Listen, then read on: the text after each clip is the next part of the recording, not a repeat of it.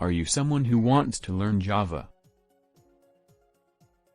Are you someone who wants to learn about constructor in Java? If yes, I will explain constructor in Java. Hi, I am Junaid Ahmed and I will be your instructor. So what is constructor?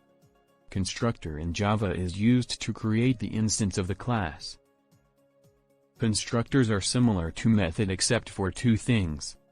Its name same as class name and it has no return type. Rules for creating constructor. Constructor name must be the same as its class name. A constructor must have no explicit return type. A Java constructor cannot be abstract, static, final, and synchronize. There are two types of constructors: default constructor and parameterized constructor.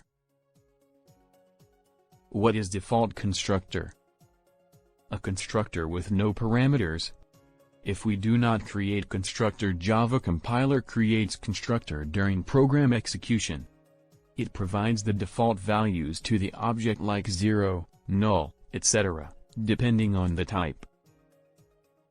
What is parameterized constructor? A constructor with parameters. If we want to initialize fields of the class with our own values, then use a parameterized constructor. The parameterized constructor is used to provide different values to distinct objects. Need of constructors.